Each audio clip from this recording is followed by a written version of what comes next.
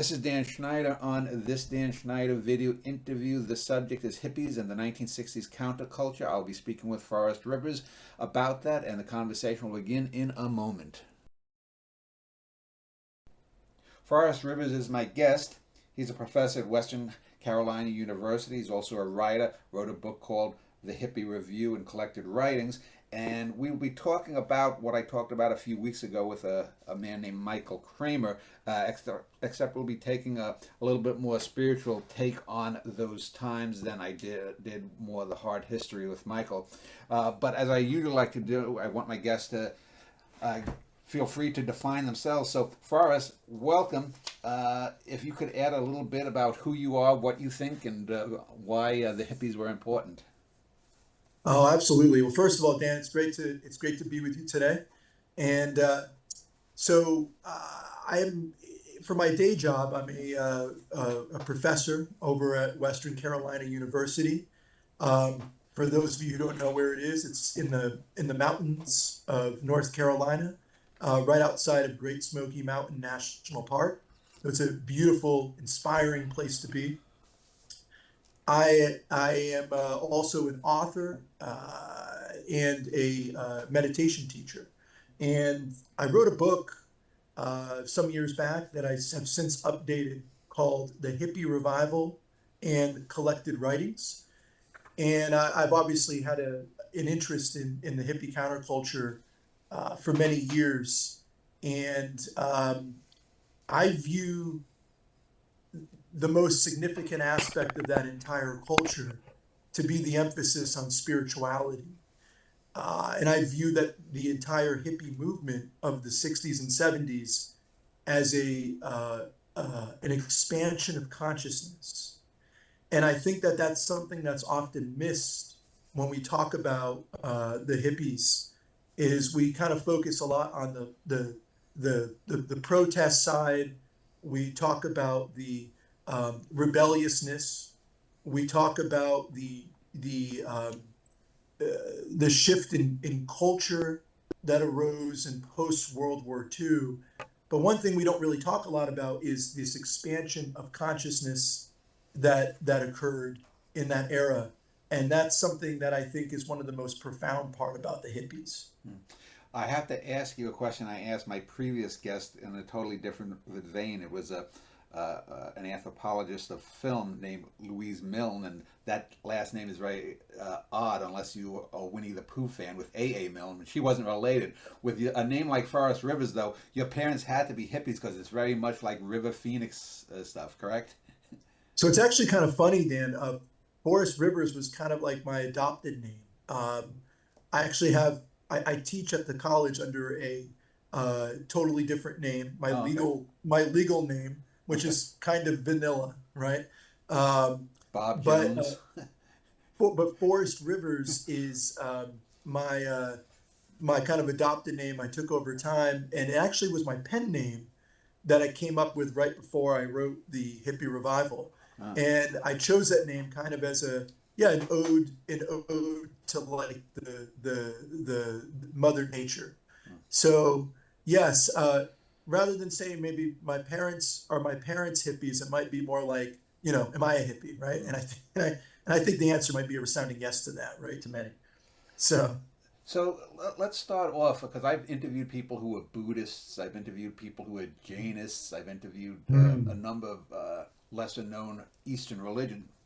Uh, is it true that most people who were hippies and are latter day hippies, such as yourself, uh, is there this sort of kind of what now would be called a cultural appropriation of Eastern religions? Because it seems like if we look at the predecessors of the hippies, the beatniks, there was the jazz music thing, and then the Eastern, the Orientalism as it was called back then. What is it that separates, if I'm correct, Eastern thought from the Western thought that appeals to people with the hippie mindset? well, I think when we talk about, first of all, the first part of your question about have the hippies appropriated Eastern religions and spirituality, it depends on the sincerity of your heart as a seeker, I think. If you're trying to just capture the outward, external aspects of Eastern religion. Dressing how you might out in India, and you're really focused on sort of the external aspects of it. Yeah, of course, there's an appropriation there. But if your heart is sincerely, as a seeker, tied to the consciousness of those spiritual traditions and practices, then no, I don't think there's an appropriation, especially if you're giving homage, paying homage to those traditions and practices. Um, Now, I think the draw to the second part of your question, the draw of Eastern religion, I think a lot of people had, especially a lot of hippies back in the 60s and 70s, and even today, had let's just say, putting this nicely, an uncomfortable relationship with mainstream Christianity. Notice how I'm not saying Christ, because if you actually get down to the teachings of Christ, Christ was very much a mystic and an absolutely, in my understanding, the ultimate master or the ultimate yogi. Um, it's more of the mainstream Christianity with a lot of its emphasis on fear and guilt and shame, and a little bit more rigid conformity to traditions rather than the living spirit, the essence of every faith. Aldous Huxley, who I'm sure you're familiar with, Yeah. talked about how in every religion there's this thing called the ultimate ground of being, the living spirit, that the essence, the living spirit, the truth, the the soul that gives the religion its life. Um, Many hip 60s and 70s today felt like Christianity, mainstream Christianity, was lacking that. And so many started turning to the East. And that's why you saw that there was an emphasis on, on Hindu thought. You saw the Hare Krishna movement that had a lot of interest, people turning to here in the West. People were turning to, like my personal guru who passed away 5 years ago, Baba Ram Das. Many were turning to various teachers who had gone to India, had come back, and were trying to transfer the wisdom of those traditions back to our Western culture.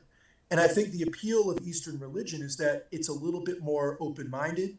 Um, it recognizes that there's that truth, the search for truth, the search for divine truth, is a more subjective truth, meaning like I could come to one reality, Dan, and you could have a fully different experience of the same of the experience of the divine or the experience of the greater cosmic connection.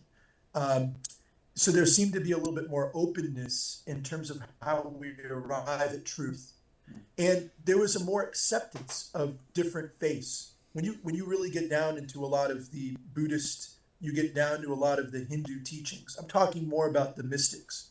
There's a there's a there's an incorporation and understanding of all different faiths um, there. And that resonated with a lot of the hippies back then and today. And I also think what is really interesting about or part of the allure of uh, Eastern religions and practices is its emphasis on non-duality. That was really important for the hippies. Um, things aren't as easy or as simple as black and white, right? And I'm this or I'm that. There's more of a gray area for you to explore and expand consciousness. So there was a turning, I think, to the east, because it seemed like that there was a more opportunity of expanded consciousness and awareness, uh, where that wasn't really as open in mainstream Christian circles. And that's not to say that there weren't, by the way, in the hippies, um, there weren't hippies that, explored Christianity more deeply.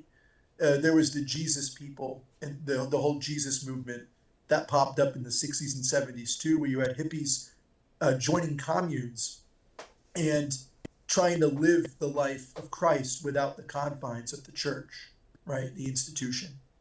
So, But yeah, so let me just jump in just to ask a little bit because one of the stereotypes that people nowadays, especially half a century on or more, is that they're all most people who are hippies are kind of loopy. They just want to do the drugs kind of thing. And it's interesting. You talked about the ascended masters, and I saw this video recently about the Count de Saint Germain, from Europe, and a lot of people will look at that and they'll say, "Oh, this is just these new agey kind of wackos, and they're running some scam similar to a new age Jerry Falwell kind of thing," and that brings to mind the term new age, which I don't think. As a child, I was born in '65. As a child, I don't remember that being so big until, say, after maybe the late '80s or something, and that had a different tinge than what you would think of the hippies. The new age being, well, we're gonna make all these ground roots, the turmeric and this, and it got to a point where new ageism was sort of. I always thought sort of like people who are bodybuilders and they're taking all these supplements and the new ages are gonna down all these pills. And I don't remember that in the original hippie movement of the '60s. no, no. And this idea of like the new age, sadly, a lot of it has been badly commodified, Mm-hmm. right?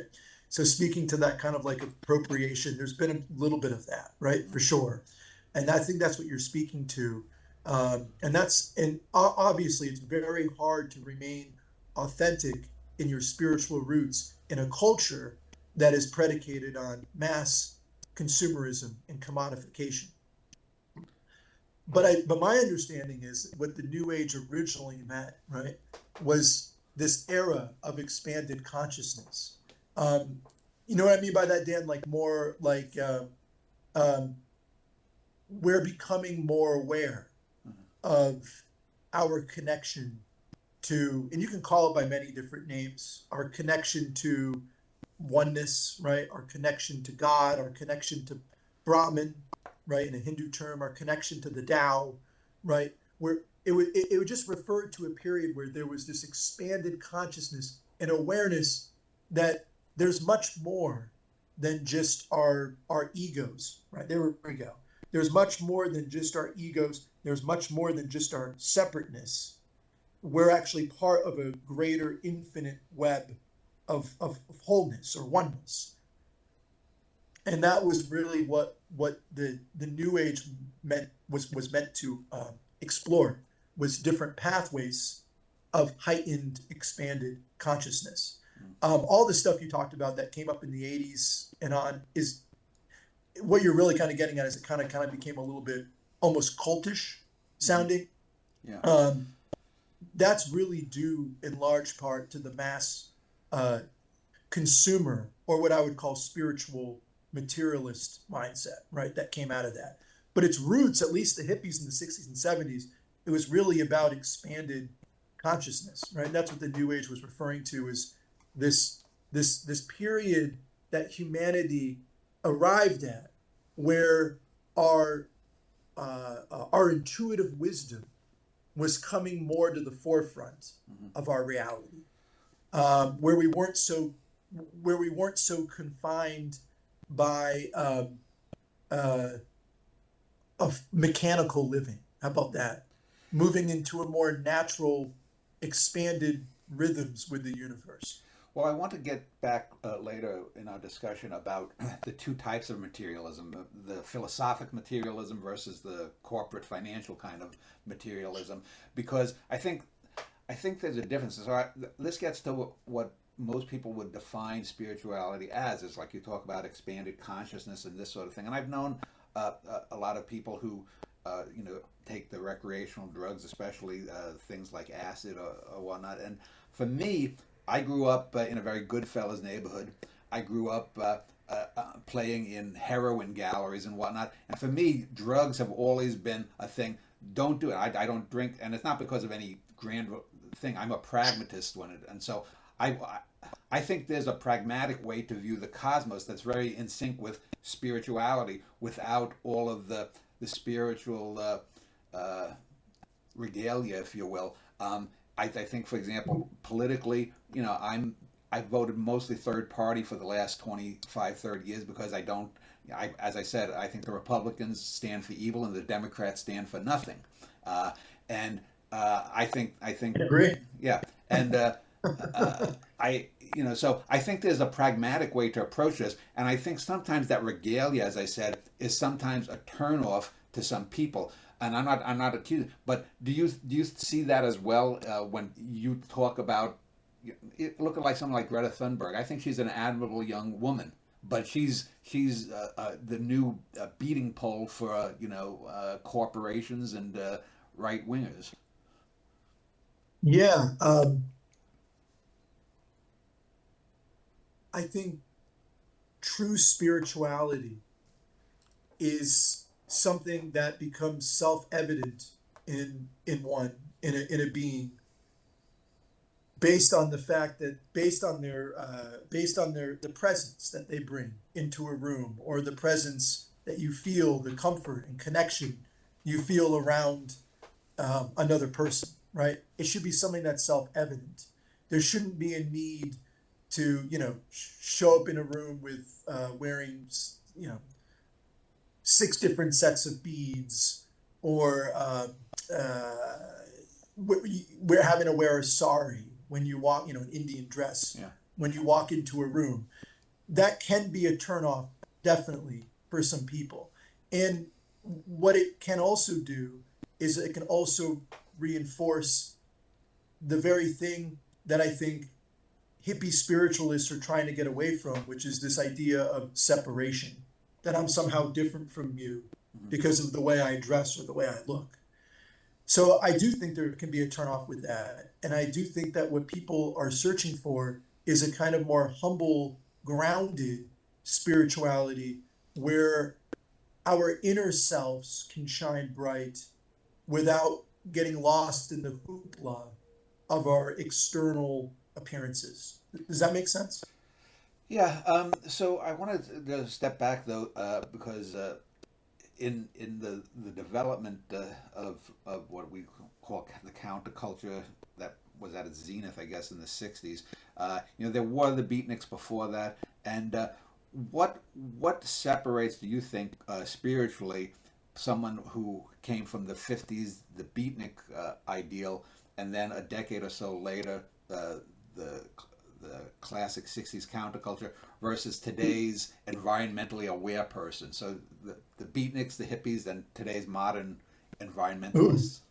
that's a really good question. So I think with the 50s, the beatniks were. And I'm not saying there wasn't some spirituality in there. In fact, when you think about some of the beatniks, right, you think of like Allen Ginsberg, right? Allen Ginsberg was like kind of someone who weaved the beatniks with the hippies, Mm. right? I think of like Jack Kerouac, Uh, right, for the beatniks. I think of um, um, William Gary Burroughs, Snyder. Gary Snyder, who I absolutely love, right? He wrote about Turtle Island, and Hmm. amazing poet, you know. And the Beatniks, my understanding with the Beatniks is at first what it was a rebellion, right? Like in that case, like we talked about Gary Snyder, like a literary and sort of like political rebellion against um, the mass conformity of a mechanical culture, right? Um, well, let's face it, what the beatniks really were was a rebellion against this sort of like mass conformist uh, corporate culture that encourages us to look everywhere outside for our validation and not inwardly where truth lies, right? Subjective truth lies. That's what the beatniks were. They were like almost a rebellion, a cultural rebellion against the uh, the kind of the oppressive. That's what I'm looking for. The oppressive measures of mechanical living. And that takes, and of course, the purveyors of that are government, capitalism, the war machine, the military-industrial complex, the uh, the mindset of exploiting the earth and all of her natural resources for profit, right? That's what that was a rebellion against. It was the beatniks were like a cultural like resurgence of a more kind of like spontaneous, more natural way of sort of living. Um, and that's why you see in the beatniks a big emphasis on nature. Go pick up any Jack Kerouac book. Go pick up any. I mean, Jack Kerouac wrote a lot about living on the top of a lookout tower in the middle of national forests, and um, he. If you read like On the Road or Dharma Bums, there's lots of references to his exploration of nature and how that fed his spirit. Right? You read Allen Ginsberg. You read any of that. There's like Gary Schneider, huge emphasis on nature and moving away from mechanical living. And then you get into the 60s, right? And that kind of like cultural rebellion against the mainstream culture, uh, you know, gets fixed with a little bit more, gets built with a little bit more, infused, that's what I'm looking for, infused with a little bit more spirituality. And and a lot of that had to do with, I would argue, the psychedelic, right, movement, where uh, a lot of young hippies were being turned on to, you know, expanded states of consciousness throughout these psychedelics, and then that led them to build deeper upon the themes of self-exploration, reconnecting with nature, uh, being released from a more mechanical way of living that started with the beatniks. And your last part would be about the environmental. So the environment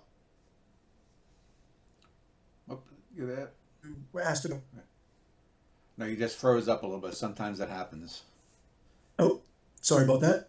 That's not nothing you can do. Um, It's just when Zoom gets overloaded or any system gets overloaded, there's probably a lot of people zooming at the same time. But go well, ahead. so if the beatniks were a cultural revolution against a oppressive mechanical um, living society, and then the hippies infuse a more spiritual bent into the cultural rebellion started by the beatniks. It would be natural that we see today a movement that emphasizes more ecological awareness, right? Today's modern environmental movement, right? Because if you're following the threads of thought, we're moving away from more mechanical living into a more symbiotic union with Mother Earth. And so, of course, if we're following that thread, we would be seeing, and we would hope to be seeing, a vibrant ecological spiritual movement where we uh, merge into a deeper relationship with the planet. And I think the environmental movement is in many ways the most profound and important movement we have going for us today. Because if we don't have ecological awareness, we are not only threatening ourselves and all other living beings on this planet, we're not only threatening our physical sustenance, obviously, right? But we're also threatening our spiritual sustenance. We're we don't If we don't have a connection to the earth, we don't have a connection to ourselves. We don't have a connection to ourselves, we can't have a connection to creation, right?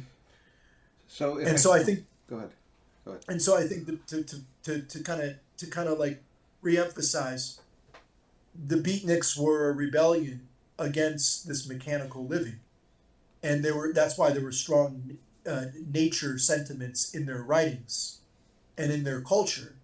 The hippies took the emphasis on spirituality and oneness and ran with that, and then that's how we've ended up with today, with a very powerful environmental ecological movement.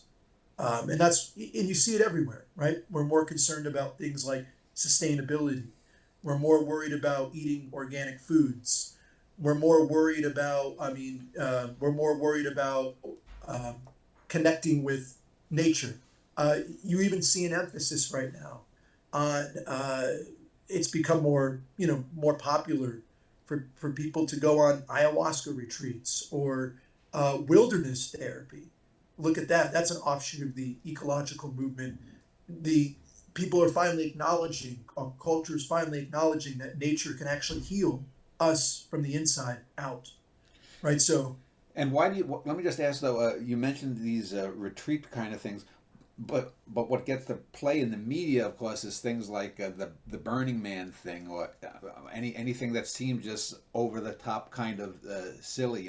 People the they've decoded something here, and so people go to the top of the mountain to wait for the Andromedans to come. Um, do you think that that's I mean, it seems to me a willful corruption of what's there, but uh, I think there's a lot of uh, bread given to people to use that against the movement. Let me give you an example. Because we talked about and well, I talked with Mike about this. I view most systems of finance to be basically kissing cousins. You can talk about communism, feudalism, socialism, capitalism. To me, that humanity is not going to progress until they get beyond what I call this idea of pelf economies, PELF. Just that the thing is the money, the thing is valuing things rather than positive accomplishments. I don't know how we get from A to B, and I'm not a Trekkie, but you look at a show like Star Trek and its supposed moneyless society. Although I guess some shows they do have some forms of currency.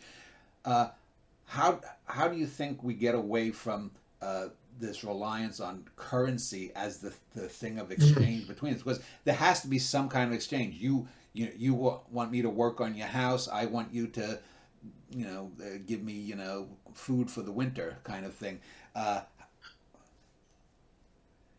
there's nothing wrong. There's nothing wrong with trade and barter, of course, right? I mean, trade and barter were used by many of our indigenous societies for years, for centuries. Actually, the majority of our history was lived in a more trade and barter type economies without a centralized currency.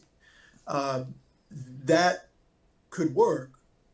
The problem is that what we've had right now is we've had over centralization, and we've turned money from something that is a stand in value in trade and barter relationships into something that we worship, right? You hear that? That's the problem. We've turned currency into something that is the end all be all rather than a trade value between you and I, Dan, exchanging a trade and barter relationship. As you said, the I work on your house, you provide me food. There's nothing wrong with that. If we have a currency that works in a very local, small scale economy, there's nothing wrong with it. It's when it becomes something that becomes the end all be all, where we place it front and center. Um, yeah, when it's controlled by large corporations and large governments, that's where we run into problems, right? I think, are we going to ever see a moneyless society in any time in the near future? Probably not. But what we could see, Dan, how about this? What we could see is we could see more conscious people wielding that power of money. In other words, if the people like us are unconscious, meaning that we're consumed with ego and we're consumed with what can I get from it? You know, what can how can I exploit the person next to me? How can I get more from somebody else? In other words, if we're consumed by our own lust after money and power, then yeah, of course, money is going to continue to be a major evil that we're going to have to contend with. But if more of us expand in our consciousness and more of us become more aware of our inherent connection, in other words, I'm I could be a rich man, and if I expanded my consciousness, I could see myself, I'm no different than the person begging on the street. Well, then the relationship with money starts to change. So I'm not so sure that we're going to move to a moneyless society, but I think we have a chance of becoming more conscious through this movement of awareness that we're starting to see. And for the record, you can it's implied in my statement there that I don't think the hippies actually died in the 60s and 70s. I think they're very much seeing a resurgence right now. The ideas of the hippies are seeing a resurgence. And again, I don't think we're going to see a moneyless society, but we might see a more conscious wielding, a more conscious way that we engage the money system. Um, and that seems to be more likely what we'll encounter. And it doesn't mean that there's not going to be societies that try little pockets of communities that pop up that are going to try to experiment with, you know, living outside of the currency system. Certainly, many of the hippie communes attempted that in the 60s and 70s, and some still do today. But I think on the wider scale, what we should really be focused on is, well, two things. How do we ourselves become more self aware and more conscious spiritually in how we're affecting others? And how do we more responsibly wield money when we fall into it, right? And that's going to be the major thing I think we see. So, first, I want to talk a little bit about the sense of consciousness, because we can talk about financials, we can talk about environmentalism, but all of those are based upon how we perceive reality. Now, I mentioned earlier, I grew up in a very Goodfellas type neighborhood, and so I've never been particularly big on drugs. And the people I know that who have used drugs usually, more supposed mind expanding, but drugs at their root interfere with the workings of the neurons, and drugs interfering with the workings of the body can be a good thing if you're ill and you want a virus to be able to reproduce. But if we're talking about the perception of reality, the doors of perception from Aldous Huxley, that kind of thing, whether you're taking alcohol, whether you're taking heroin, whether you're taking even psychedelics, aren't you just fundamentally and knowingly altering reality as you perceive it? Because you can't not. So if if the goal is clear consciousness, wouldn't that be an anti-drug stance? So let me say this first of all. Like it's indisputable that in the 60s and 70s, psychedelics played a major role in the expanded state of consciousness. In terms, they can be very useful, particularly the psychedelics. Psilocybin mushrooms or peyote or ayahuasca or even LSD. DMT. They can be very useful in shifting perceptions, and that's the way that we should look at those substances. Is that they're useful for shifting perception, and but they alone will not help you become fully conscious. It's as if, let's use the metaphor, Dan. They allow you to open the door to enter a state of divine awareness, but you can't stay. Once you open the door, you can't stay in that room. Once the high wears off, then you get booted back out and the door's locked. So the way we should look at those psychedelic substances is that, and plant medicines, right? I really actually believe very strongly that, for example, in small doses, marijuana, psilocybin mushrooms for example, can be very, very beneficial for a lot of our inner healing. But to depend on them alone for expanding our consciousness is not how it's going to happen. They're more just like they'll turn the switch on, help us turn the switch, move from that kind of more mechanical way of living, more of that emphasis on separateness. And they'll show us a possibility of what a more natural way of living and what a more expanded view of oneness might look like. But then once once we've experimented with those substances, then there really isn't a need. Then it becomes from that point forward. Alan Watts had the famous quote. You know, once you've picked up the phone and received the message, hang up. Right. Mm. His idea was that once you've kind of like gotten insight into an expanded realm of consciousness, there's no need to keep revisiting the same psychedelic substances over and over and over again. Then it's time to do your inner work. So, then you have to start doing things like meditation, right? For example, healing a lot of the inner traumas that you had as a child that might come through journaling or therapy or self-reflection. Getting involved in service, right, in your communities.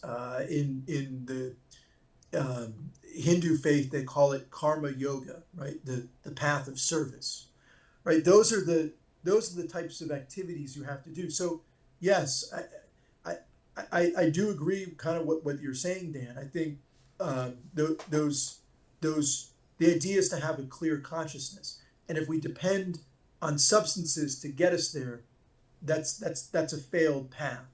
However, they are very useful. So it sounds to me. For opening the. Oh, go ahead. They're very useful for opening the doors of perception. But then once we've had those doors kicked in, so if you will, then we have to start doing the work on ourselves without dependence upon the substances. And I think that's where you saw some of the excesses emerge during the 60s and 70s counterculture, was that people were having these powerful, profound experiences on psychedelics that were vastly shifting and expanding their consciousness and letting them come into the room of God awareness or divine awareness, right? But then they became highly dependent on those drugs to keep getting them back to that same place. And all it did was kind of create kind of a state of paranoia, right, for many people. And it's still happening now because they haven't, when you come down from that high, the fact of the matter is, Dan, you have to integrate everything you've learned. And there's a lot that you have to do within yourself that's outside of using those substances. So if you keep going back to them over and over again without doing the work, you're going to run into problems. And that's where I think some of the stereotypes came out of with the hippies. So it seems to me we're looking at consciousness as sort of an accordion. So an accordion has to be locked so that it doesn't break.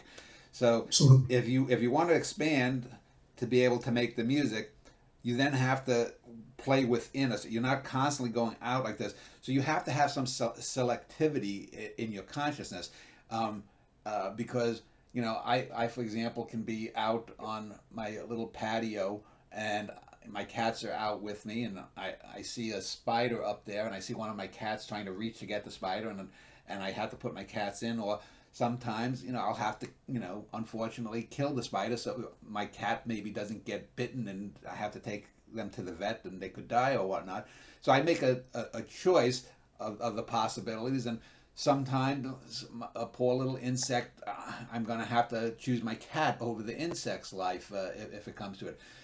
So when people talk about expanded consciousness, they seem to sometimes leave out the idea, though, okay, you can expand the consciousness, but you still have to live 99% of your life in that selected, smaller place to make the music on that accordion. Would you not agree? I would 100% agree with that. Absolutely, Dan. I think if anything, when you start to explore the realms of expanded consciousness, you realize that it comes with a great level of sort of like self-discipline too. So then, right? then selective consciousness would then necessarily be better and more germane to living than the expanded, in that sense.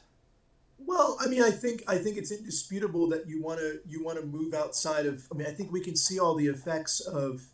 Well, how about this? We can live from a mindset of expanded consciousness, with an awareness of our greater connection to a whatever you want to call it, oneness, divine whole, God, Brahman, Tao, whatever term you want to use, you're comfortable using. It has many names. You live from that place of an expanded consciousness, but you also are able to take that expanded consciousness and live in the world, right, in a way where we're still able to feed ourselves, where we're still able to work a job that is of some sort of value to humanity, where we're able to still uh, you know, send our kids to school, right? So it's just the way that you're relating with the world comes from it. In other words, you're bringing that expanded consciousness, Dan, into a world where you're still able to um, um, feed yourself and clothe yourself and shelter yourself. So I don't think anyone's saying that. I don't think it's either or. I think the best idea is to bring in, to expand your consciousness, to become more aware of your unity with everything, and then bring that back down into the physical plane of our day to day reality, right? So, like the idea of, the idea is that you can't, once you expand your consciousness, you don't just run away from the world. You still keep one foot in the world, but you just don't get lost in all of the worst abuses and excesses of what our society perpetuates, namely external searching rather than internal searching. Does that make sense? Yeah, I understand what you're saying, but I want to get back to the idea of the materialism and the philosophical materialism, because I was before I was speaking to you, I was finishing touches on the latest book novel that I'm writing, and I was writing about how I used to get into arguments with my pastor at Lutheran school when I was 5, 6, 7 years old, and I used to bust his balls over things that I just found kind of silly. And it seems to me that a materialist view of the cosmos, like you speak of like ascended masters and this, that there's the implication of supernature. And I find materially supernature to be a very problematic thing, whether we're talking about God, capital G, or gods, lowercase g, whether we're talking about lake monsters or UFO aliens coming to take our seed to reinvigorate their race, kind of thing. It seems to me, you know, the simplest answer is usually the correct answer, the Occam's razor thing, and it often seems to me that even outside of people who would call themselves hippies or not, people who have this expanded consciousness, there's always this array of ideas or beings that are somehow beyond us. Whereas to me, let's say if there was ascended masters from another galaxy that came to Earth for whatever reason, they'd want to come to our neck of the woods. Why they have evolved, gotten to that state in a naturalistic, more Darwinian method, rather than just consuming, whether it's some kind of drug or some kind of food or something that expands the mind. It seems to me that the more pragmatic and probably the quickest way from point A to point B is that material view of the universe, because I can talk about I can write a great sonnet about the death of a dinosaur 70 million years ago that might touch someone, and that person can say, well, that gave me a spiritual moment. But to me, the impulse was intellectually to reach you and get you to that. So I had a very material concern in writing that poem to try to affect you. How you interpret that may be more emotional or whatnot, but there is that very base material interaction that I caused by writing that poem, say. So what if the material and that what we're talking about, the kind of spiritual, what if they're not actually separate from each other? What if the material, everything that we see on this plane, Dan, is a manifestation of the deeper spirit, right? In other words, the spirit is not necessarily all out there. It can be, but it's also all here in everything that we encounter. Like when we have a connection with another human being, is that not the living spirit in present form? You know, when But we but we can are, but we can invert that too. Emily Dickinson's famous line about my mind is greater than the universe because it contains the universe. sure, of course, your mind certainly contains the universe, and the universe is a reflection of the mind, right? So in other words, um, I don't think that there's a distinction between kind of like the more material intellectual strain of philosophical thought and the more and what we're talking about today, expanded consciousness. I think they're both a reflection of each other. The way I've kind of, and I think this is the kind of the hippie mindset, is that spirit, call it spirit if you will, infuses everything that we see on this physical plane. But if we're locked within the perception that I'm just this physical body, like I, Forrest, am a physical body, and I eat, and I build shelter, and I drink water, right? If we only look at it like that, we're missing an entire other realm of experience. And that is that, yes, I'm these molecules that have coalesced into this body, but I'm also living spirit, right? The fact that I'm able to have this connection with you, the fact I was created with this brain, or I was formed with this brain, suggests that there's something deeper at play, that there's some kind of like living spirit that imbues this body with its consciousness, with its ability to have this conversation that we're having today, right? So I don't really think that there's any separation between the material and the spiritual Well, when you in that talk about regard. the spirit whatnot, again, to me, just the way you frame that sounds more. It sounds more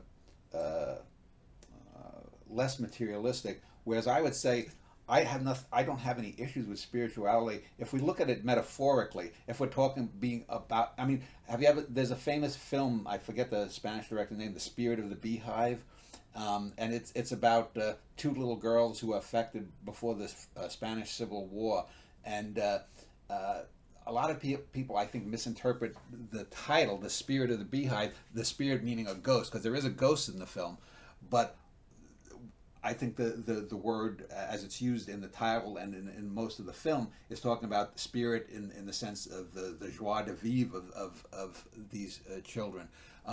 So I'm, again, it seems to me that when you start talking about everyone having this spiritual connection, that there's again something above and beyond. Whereas to me, I have no problems using that as a No, no, metaphor. that's in us. No, I'm not saying it's not necessarily above us. It's within us, right? It's within us. So the the So then all of that. ultimately, though, that's a materialist view of spirituality rather than a metaphoric one, correct? We can debate labels that we want to use all. We can debate labels, Dan. We want to use all day, right? The Zen Buddhists have a great phrase that when we get stuck in labeling everything, right? It's like the finger pointing at the moon, right? The finger constantly pointing at the moon, trying to label everything, right? Like label, label, label. And my understanding is what we want to try to do is we want to work on emptying our minds rather than becoming attached to our conceptions of this is that, this is it, this is that. Because if we're constantly trying to label and we're trying to constantly point at various things on an intellectual plane, we're missing the natural flow of the present moment, right? That's what we're trying to that's what we're trying to kind of do there. So I mean, you could say that if we want to use that term, I think we just use it with a spiritual materialist. That I'm saying that spirit is inside us all. It's not just out there, but it's also inside. If you want to use that term, spiritual materialist, I'm okay with that. Sure. So, We could also say we could also say the inherent oneness. We could say the living spirit that lives within us. I'm okay with any terms we use, really. um, I forget whether it's Ken Kesey or someone else. You probably know the quote better. Tune in, turn off, drop out, or whatever it was. Turn on, tune in, drop out, right? Yeah, That was the Timothy Leary. In Timothy fact, that Leary. was Okay, like not that Kesey, was but the, Leary. yeah, But Timothy Leary. That yeah. was like if you want to really break it down, that was the quote, right, from the 60s and 70s that came Mm. to define that era of expanded consciousness. You know, um, turn on, right? Turn on, become more aware that presence of living spirit is within you. Turn on, tune in, right? Come, tune in. The answers are all within you, right? That what you just called spiritual materialism, right? Like it's in you, right? That living spirit lives within you. Tune in, right? Tune in here, and then drop out. And that just means remove yourself from the more mechanical, contrived, uh, oppressive mindset and living that we adhere to, right? And that gets to the notion of being and becoming. And I think I mentioned this in Ooh. when I spoke with Michael Kramer about. To me, the whole Buddhist notion, and that they weren't the first ones actually to come up with the idea of simply being, but they're the most famous advocates of said approach to life. But it seems to me that that's a false dichotomy. These two things have to they are two different halves. The what is the black and the white, the little the image connection there. Because if all you're doing is being, what is the point? I mean, we are called human beings, but you want to do something. You want to accomplish. I know I want to write great poetry, or someone else wants to build great buildings. Someone else wants to be able to be the first one to come up with faster than light things so that human beings can travel and not be wiped out by an asteroid like the dinosaurs were. So it seems to me when people talk about being as somehow better than just becoming, they're missing the point. Well, the truth is that in being you become, right? And you can only become through being. I know that sounds kind of a little cliched right there, but um, if we say that there's only being or there's only becoming, we're getting caught in dualism, right? The idea is that like through being, clearing our minds, opening our hearts, just being here in the present moment. If we're able to be, we will quiet our minds just enough through being in this moment where we know intuitively exactly what we are to become. In other words, if we can quiet our minds down enough, we will know naturally that when we were human beings, we're clearly meant to not just, we're clearly meant to evolve, we're meant to, um, we're spurred into action, we're meant to be expressions of action, and we will naturally become into the highest versions of ourselves if we learn to just be, right? So if we're present, being just means being present with what is. It means being still enough where we can hear what our unique role in this universe is. For you, Dan, it's to be a poet, right? And it's to be writing your beautiful writings that you do, and to bring uh, connection, and to bring different strands of intellectual thought together. For me, it's to help people find maybe a little bit more stillness in their lives through meditation and through spiritual writings. I think naturally, when we can learn to be and we can learn to control our monkey mind, and when we can learn to empty our thoughts and we can be still in this moment, we will naturally become what we were intended to become, right? So I don't think they're actually in I don't think they're actually in any kind of um, conflict with each other. I think as human beings, we're meant to evolve. We're meant to become. But in order to evolve into our higher selves as individuals, we have to learn to be, Mm. right? If we're constantly scrambling only after becoming and we never learn to be, we're just going to be like a, like a dog chasing its tail. We're going to be going in every direction, So one right? of So the we have to. Does that make sense? Kind of. Oh yeah, I mean intellectually I understand these things. It's just I sometimes think that the consequences of things are not sort of fully realized by the people that advocate some of them, and that this goes beyond Sure. counterculture. I think religious political movements. For example, I was just thinking as you were speaking. One of the things that annoys the hell out of me when I speak with artists is when people say art is beauty or art is truth, and uh, there's value uh, in ugliness. There's value in deception. There's value in even certain forms of selfishness.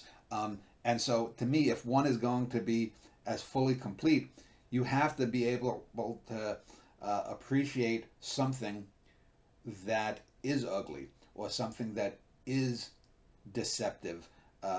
That doesn't mean that you have to agree with it, but if you're going to have this form of acceptance, you have to be that. And I think that's one of the things where Absolutely. a lot of people, again, outside of the discussion of the counterculture, hippie movement, uh, fall flat. And I don't know. What is your take on that? Yeah, I just think yeah, you can't push anything away, right? I think exactly what you're saying. All aspects of this reality have value. They have teachings to bestow upon us. Um, they help shape our perspectives. They help center our awareness, and the dark things in life, the suffering, um, the wars, the selfishness, the greed, the um, that has as much value in terms of teaching us as all of the kind of light things do. Like love and faith and generosity. So no, I completely agree with you. And um, you brought up the example before of, I think you were referring to the Tao, Yeah, yeah. where if you look at the symbol of the Tao, even in the light, there's a little bit of darkness. Mm. And then in the darkness, the overwhelming darkness, there's a little bit of light. So I completely agree with you. And, I think especially in this day and age, there's a lot that we can learn as much from the darkness and as we can from the light, right? So I think they all, and I actually think that they're intertwined. I don't think they're necessarily separate, right? I really believe in this idea of non-duality, where to understand light, you have to understand dark. To understand dark, you have to understand light. When I spoke a few weeks ago with Michael Kramer in the first show we did on this overall topics, I opened that show, I believe, talking about the idea that politically speaking, I think hippies were probably right on 90+% of the things that they advocated, and whether it was the end of war in Vietnam, equal rights for women, civil rights, and ecology, etc. So, what is your take? Because even though you may lean more towards the spiritual side, you certainly are going to have a political, historical perspective on this. What is your take on why uh, the hippie counterculture movement of the 60s and 70s failed in terms of continuing? I mean, we had the Ronald Reagan came along and just was sort of like a dead zone of 20 years post Reaganism. What is your take on? He was, Oh, go ahead. well, I was going to say, you know, Reagan brought in the modern, you could argue, he brought in a lot of the, what I would call like proto fascist ideals, Oh yeah, right? Right. yeah. I mean, as bad as Trump or Bush or even I'm not a fan of Clinton or Obama any longer. Um, there's no doubt to me the guy in my lifetime, even more so than Nixon or Trump, that turned America from going in the right direction to the wrong direction is Ronald Reagan. Absolutely. But having said that, so you did have these quote unquote Reagan Democrats. You did have liberals classic old time liberals that actually were progressive in thinking. Often, you had the hippies become the yuppies. Yeah. So what went wrong? So why did a lot of these? So what you're asking, Dan, I think, if I may, is you're asking what? How do we go from this kind of idealistic phase in challenging conventional um, political structures, and then we ended up with something much worse, right? Mm-hmm. Over the years, how do we? What went wrong? Um, why do we seem to backtrack so much? How do we have this idealistic period of the 60s and 70s and then end up with what we have today? Is Yeah. that kind of what you're asking, Dan? Yes. So, um, you know, a couple things that kind of come to mind. First of all, when the hippies rebelled in the 60s and 70s, and we saw this realm of expanded consciousness, that terrified the hell out of our political elites. And I think, what they saw emerging really was more conscious, free thinking, um, um, individuals who wanted to orient their external world to reflect their expanding inner world. And that terrified our elites because if you have free thinking, self aware, conscious individuals, it's a lot harder to control. That's why they freaked out, by the way, about psychedelics. Make no mistake. The reason why they went after psychedelics, why Nixon went after psychedelics and Reagan and all those um, tyrants, right? Why they all went after those substances was because they knew that it was opening up the doors of perception, which would lead to a challenge to their rule.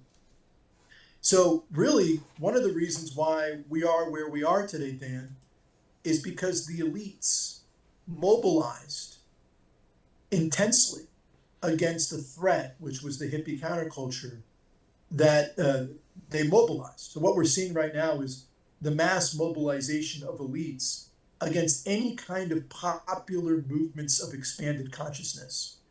And you look at and you can look at policies to back that up. What do you think the whole war on drugs was? The whole war on drugs was really just a counter reaction against the hippie movement. The first thing they went after, right, was marijuana, right, turning it into a Well, I'd, Schedule I'd One. also add that there was a counter movement to Black Power. Oh, absolutely. There was a huge counter movement to all those movements. There was a counter movement against Black Power. There was a counter movement against women's rights, which is why we see right now all of the restrictions on abortion rights, all of the things that the '60s brought in. There was counter movements from the elites against. Um, there was a counter movement against the drugs with the drug war. There was even with this movement of the hippies moving off into these self-sustaining communities and um, trying to create alternative modes of social organization. That terrified the heck out of the corporate elite, who were worried that that would have an impact on consumer economies, which would impact their bottom line. So corporations started mobilizing in the '70s. You had the formation of the Business Roundtable and the National Association of Manufacturers, and all of these corporate organizations that were trying to disrupt these popular movements, right? So everything that we're seeing today has really just been a counter mobilization of elites against a popular movement of consciousness, of expanded consciousness. But that's not the only reason we ended up where we are today. Um, you know, we live, Dan, in obviously a very, I'll use the term, seductive consumer culture that promotes a lust of money and greed above all else. A lot of the hippies sold out, right? And that's a tough place that's a tough thing to say. A lot of the hippies chose material comfort over their greater um, inner sensibilities. And that must be a hard one to play out, right? You've had this expanded state of awareness. You've had this, this experience of oneness that lives within us, the living spirit. And then you end up selling those ideals down the river in order for, an extra house to own instead of, uh, Well, it's also easier. Life is easier when you don't cause friction. I mean, believe me, as a way noted big easier. mouth myself, I suffered for a lot for being opinionated. Dan, I've been kicked out of more colleges than I can tell you. I've had a heck of a time, with places for expressing alternative viewpoints.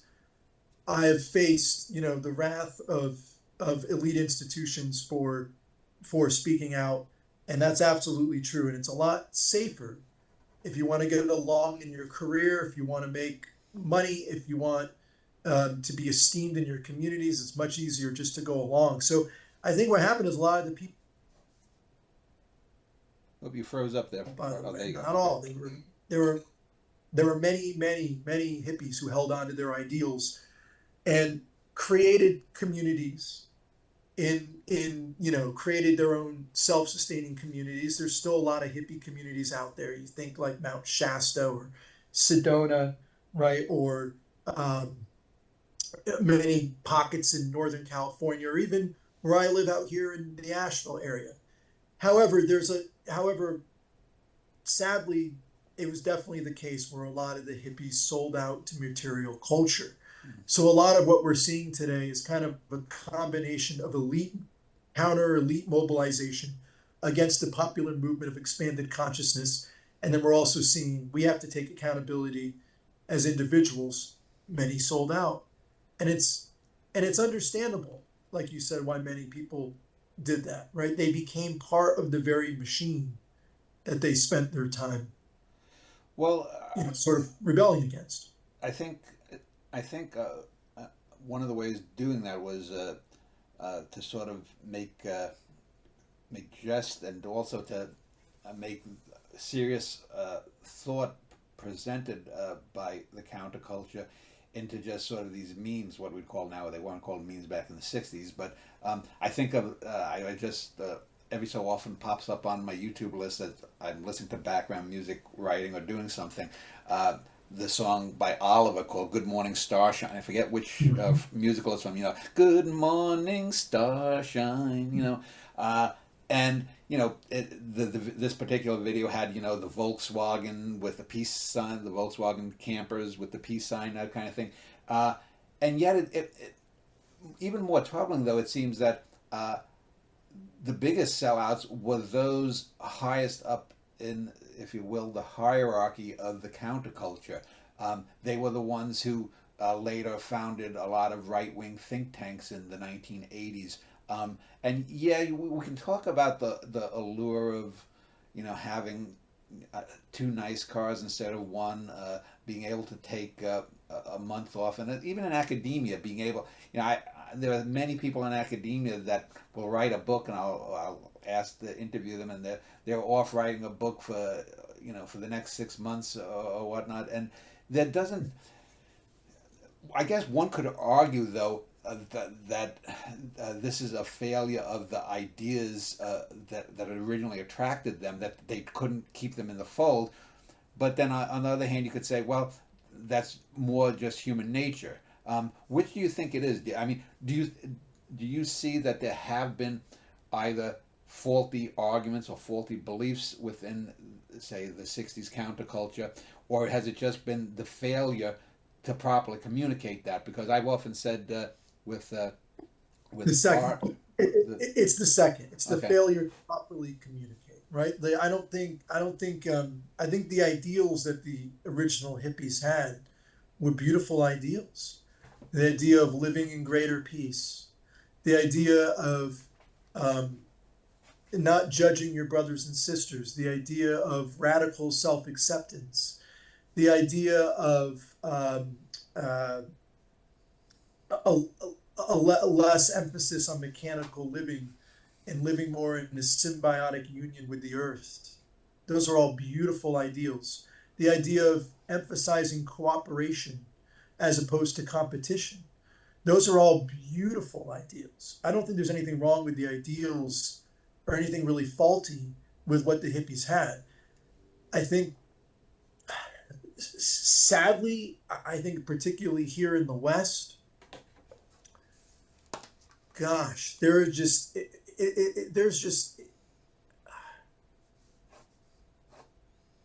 a myriad forms of distraction here in the West, right? And actually, increasingly through the world, right? We're living in a in a in a technological, um, a technology dominated world, and with that comes so many distractions, and we're constantly being bombarded with uh, uh, external.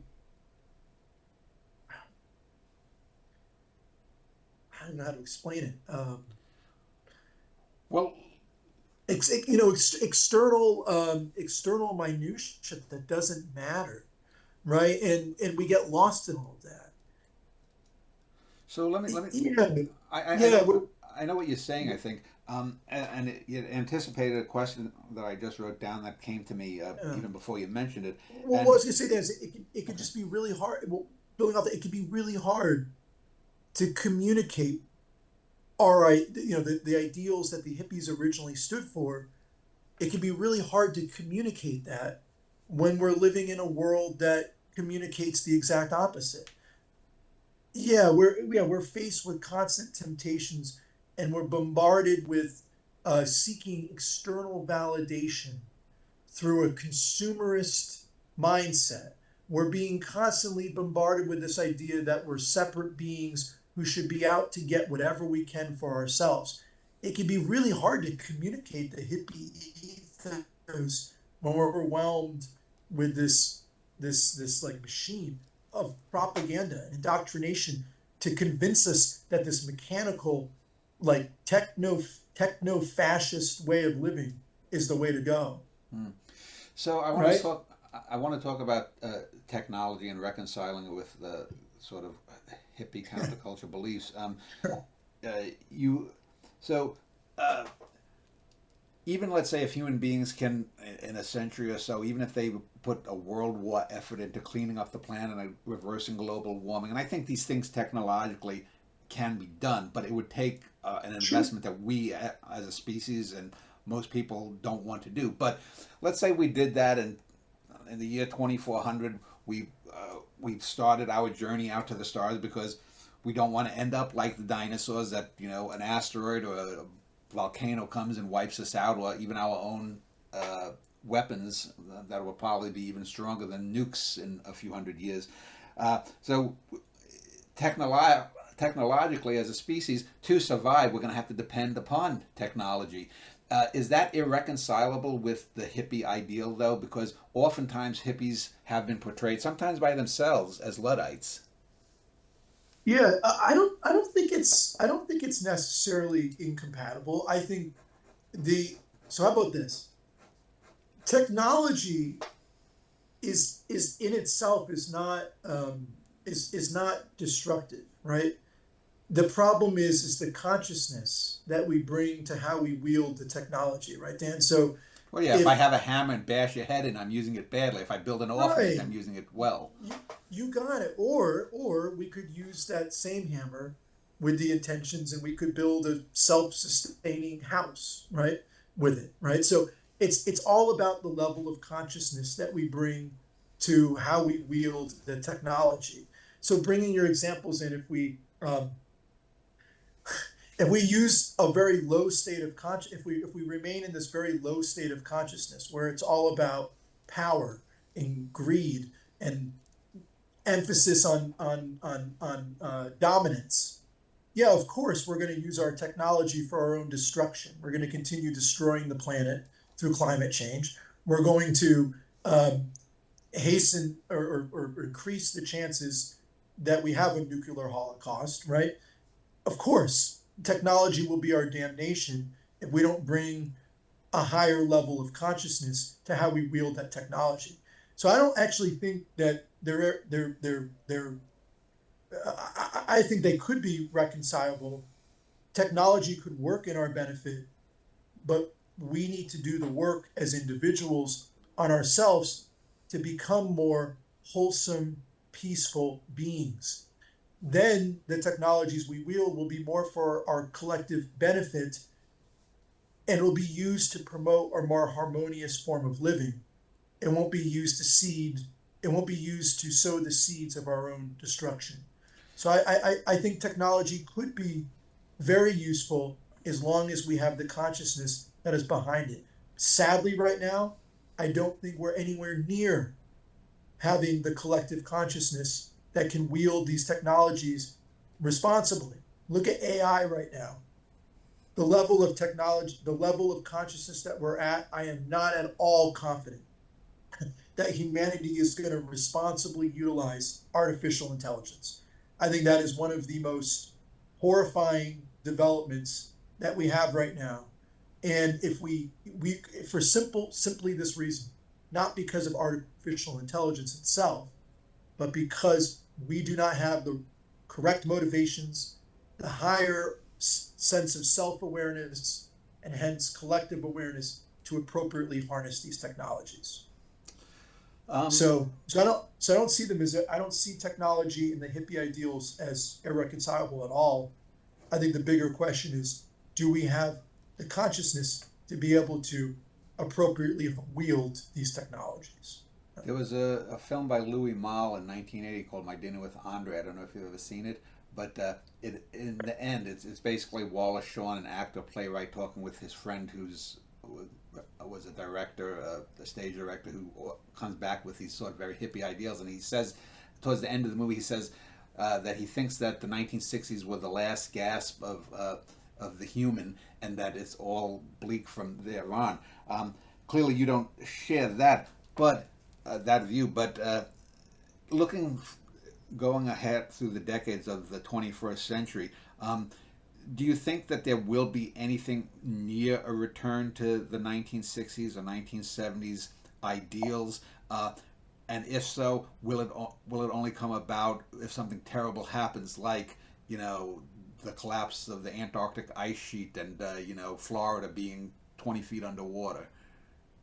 So I definitely believe not only are we going to see a revival of the hippie counterculture and those ideals, but we're already living through the beginning of it. Mm-hmm. And I wrote this book, right, for your viewers here.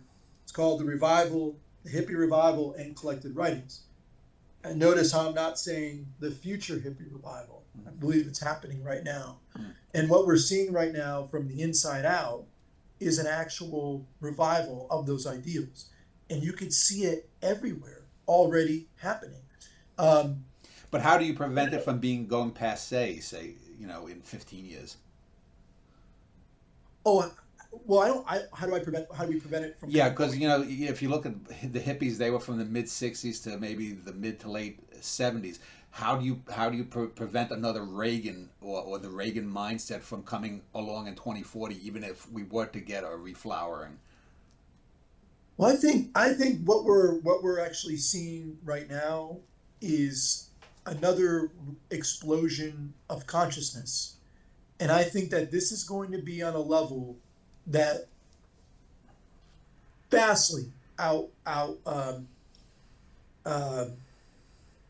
that vastly outnumbers what we saw in the 1960s and 70s. Basically, I think what we're in right now is the beginning stages of a movement that is going to um, uh, it's building upon the original hippie ideals, and that's on steroids, right? And I think the movement that we're going to see, and we're beginning to see now in pockets, that's starting to expand into the collective consciousness, is going to be on a level that will be so powerful that the elites can try with all of their might to put back into the box, but they will not succeed. Because I think people intuitively have tired or beginning to tire of the way that we've been doing things in this reality. People are tiring of war. People are tiring of environmental degradation. People are tiring of being part of a rat race that doesn't bring them any kind of inner fulfillment. And you can see this, Dan, with like our heavy anxiety rates and our mental health crisis that's spiraling out of control and our drug addiction rates. I think the movement that we're going to see, and we're beginning to see now, that's already happening, is going to be on a level that vastly eclipses what we saw in the 60s and 70s. In fact, I would argue the 60s and 70s was um, the precursor, was just the beginning of this expanded consciousness, and that what we saw over the last 60 years, with all the stuff you cite with Reagan and Bush and Trump and all of that, it was a counter mobilization, but it doesn't mean the movement died. It was just driven underground, and now it's about to reflower, using your term, reflower, in a way that will eclipse 60s and 70s. It's I don't interesting think. because the 60s and 70s was also the heyday of NASA and space exploration, early space exploration.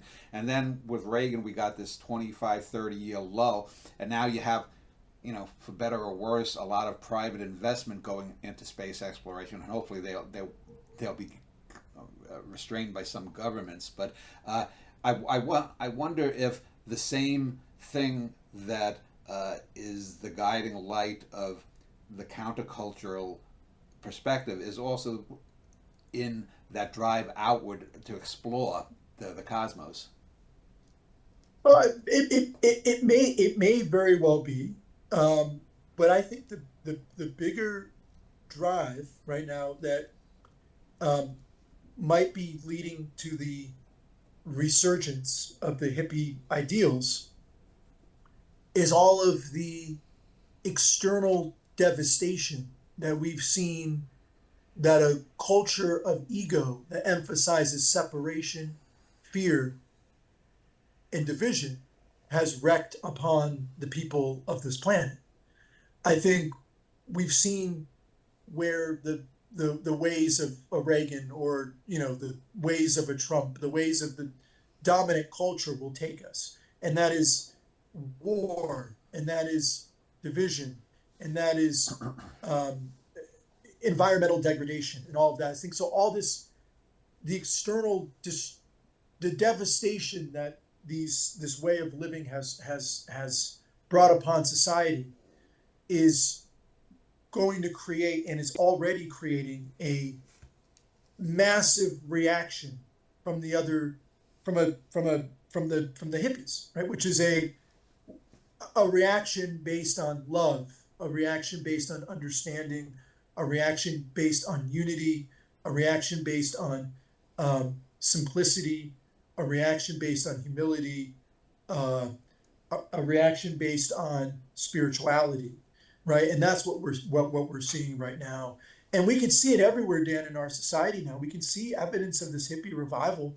I mean, you could pass it off as some spiritual materialism or commercialism, but look how popular yoga studios are now in our consciousness. In the 60s and 70s, you could go to New York City and there were maybe a handful of yoga studios. Now you can go into rural towns in rural America and there'll be two or three yoga studios, right? There, and in the cities, there'll be, 50, 60, 70 studios. People are becoming interested in mindfulness. Mindfulness. Can you imagine, Dan, in the 60s and 70s or 80s, seeing a front page article on a mainstream publication like Time Magazine about mindfulness? Oh my gosh, mindfulness is now being studied in major research universities like Duke, John Hopkins University. Psychedelics are even being uh, experimented with um, in colleges, as for to deal with depression and anxiety and PTSD. We see now going to the political movements that you see, Dan, you see uh, people are not afraid to protest against injustice, right? We see a lot of movements, environmental movements expanding. We see anti-war movements expanding. Look at all the big movements that have popped up on college campuses against Israel's brazen war of aggression, right? You see all of these signs that a hippie revival is present. Uh, you know, I've even met a lot of mainstream Christians who have been turning away from the church and finding a more, way of connecting with Christ internally. And some of those people I would call definitely hippies, right? That would have been unheard of, right? That would have been unheard of to get on the kind of level that we're seeing now. In other words, those ideals that the hippies were advocating in the 60s and 70s have seeped into mainstream culture. So I think that we're seeing this revival happening now. People, Dan, are seeking connection. They're seeking belonging. They're seeking unity. They're seeking freedom. And they're seeking an everlasting freedom that can only be found within ourselves. It can't be found through outside external validation. So I would say this revival is already happening. And you know what's interesting is I feel like historians, for the most part, will miss what's happening. It's happening now, the hippie revival. It's happening now. And they're gonna, this is what kind of happens, right, in academia. A lot of times is that the academics will miss what's happening in the moment because there isn't enough emphasis on being, right? How about this? We'll bring it back full circle. They're focused more on where are the patterns going moving forward, but they're missing what's happening now. And it'll be told about, trust me, it'll be told about 30, 40 years down the road. Something really incredible happened. This reflowering of a hippie counterculture occurred, and people won't really understand exactly how to explain it and what it was. And what it was a huge movement of consciousness. It was a huge moment of awakening, and that's what we're going to see. Now, to connect it to another question you asked before, is this hippie revival that I'm speaking to partly dependent upon the darkness that we're seeing in the world? Absolutely, right? There's no denying that while this hippie revival is happening, we're also seeing unparalleled darkness in the world as well. So it's kind of like the light needs the dark in order for it to become a blossoming movement as a catalyst, right? The darkness we're seeing right now is a catalyst for a movement of light. Well, that's a good way to end the monologue and a good way to end the show. I'll link to forestrivers.com below this video for anyone who's interested in finding out more about you. So thank you for spending an hour and a half or so speaking on this, Forrest. Yeah, and if I may, real quick, I do have a couple books if you're interested that tie to today. One is The Hippie Revival and Collected Writings. You can find that on Amazon. And I also have a new book coming out on October 17th. It's called Humanity's Spiritual Rebirth, Lessons Lived and Learned from a Pandemic. I promise you that will be, an interesting one. And there's some pretty, interesting insights in there. And every chapter ends with a guided meditation. So maybe some of your viewers will find that, readers will find that interesting. And you can also connect with me on Facebook. Just type in Forrest Rivers. And I do have a YouTube channel that just started, and it's called Mystic Soul Revival. Yeah, I really appreciate coming on the show today, and it's been an absolute honor to be here. So thank you again. Yeah, thank you, Dan.